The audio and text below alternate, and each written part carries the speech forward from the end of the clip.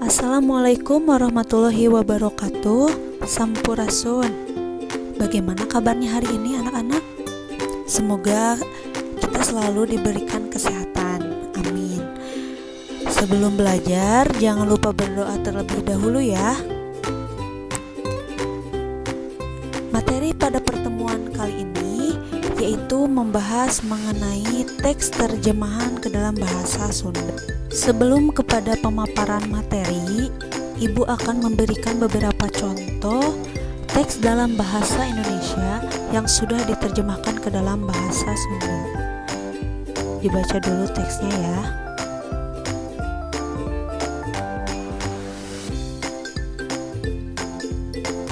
Setelah melihat contoh, apa yang kalian tahu tentang terjemahan? Ya, betul. Terjemahan yaitu hasil tina narjamahkeun anu mangrupa proses mindahkeun hiji basa ka basa sejena atau yang sering disebut dengan alih bahasa. Samemeh narjamahkeun tangtuna kudu ngarti jeung paham heula maksud anu dikandung dina bahasa aslina. Sangkan hasil narjamahkeun sarua jeung aslina lain wae sarua maksudna, tapi rasa bahasana oge kudu merenah. Maksudnya, di dalam menerjemahkan sebuah kalimat, kita harus mengerti dan paham maksud dari teks aslinya. Jangan sampai kita menerjemahkan sesuatu hal tapi di luar maksud dari teks aslinya. Jadi kita harus paham dulu ya. Padika narjamahkeun nyata kabagi jadi opat, muka hiji harfiah atau linier. Harfiah atau linier mangrupa proses narjamahkeun unggal kecap luyu jeung runtuyan kecap dina basa aslina. Artinya dalam menerjemahkan bahasa itu sama persis dengan teks aslinya, tidak dibeda-bedakan, tidak ditambah-tambahkan atau tidak dikurang-kurangi. Anu kadua nyaeta bebas atau semantis, mangrupa proses narjamahkeun nu teu satia kana basa aslina, ukur ngudag maksud anu dikandungna. Maksudnya artinya di dalam menerjemahkan itu sifatnya bebas, tidak matok kepada bahasa aslinya. Nah, ini biasanya memakai bahasa sendiri dan tetap dalam maksud apa yang dituju. Anu katilu nyaeta saduran atau adaptasi. Nyaeta proses narjamahkeun nu lain bebas deui, tapi mindahkeun alam, rasa jeung suasana aslina diluyukeun kana alam, rasa jeung suasana nu nyampak dina kahirupan sabudeureun nu narjamahkeunana. Artinya, menyadur atau saduran merupakan terjemahan yang sangat bebas.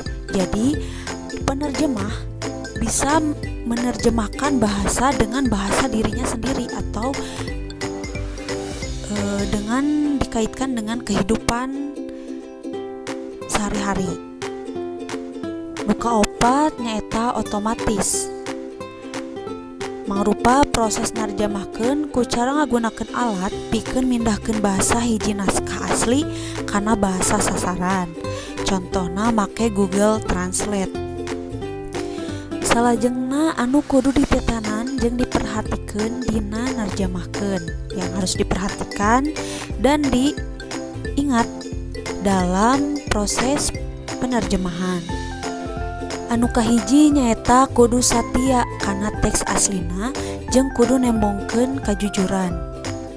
Artinya, dalam menerjemahkan kita harus menghargai teks aslinya dengan cara kita menerjemahkan dengan jujur, dengan apa adanya dan sesuai dengan tujuan si penulis. Nu kadua nyaeta merhatikeun kalawan daria, sumanget jeung suasana dina teks asli. Sangkan hasil terjemahan ge luyu rasa jeung gaya basana. Artinya kita harus benar-benar memperhatikan apa maksud yang terkandung dalam teks aslinya, agar hasil terjemahan yang kita buat sesuai dengan maksud teks aslinya. Anu katilu nyaeta narjamahkeun teh ulah kaku, tapi kudu ngaguluyur seperti teks aslina. Yang dimaksud dengan kaku di sini adalah terlalu terpaku kepada kata per kata.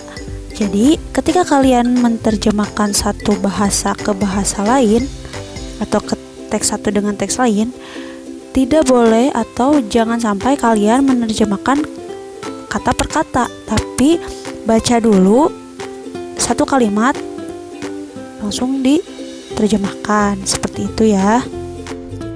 Anu kaopat nyaeta hadena narjamahkeun teh dibarengan ku kamus, pikeun ngagambarkeun urang neangan kecap-kecap anu teu kaharti.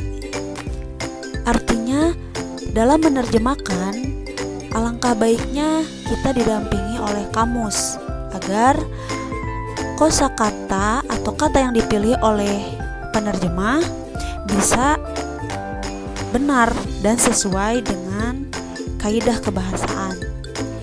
Ini ada beberapa contoh karya hasil terjemahan, yaitu Seuneu Naraka, Pependeman Nabi Sulaiman, Saija, Lalaki jeung Jajatena, jeung rea-rea deui karya anu hasil tina terjemahan bahasa sejen ka bahasa Sunda. Mung sakitu anu tiasa didugikeun. Hapunten bilih aya tutur saur nu teu kaukur, reka basa nu pasalia, hapunten kana samudaya kalepatan. Billahi taufiq wal hidayah. Wassalamualaikum warahmatullahi wabarakatuh.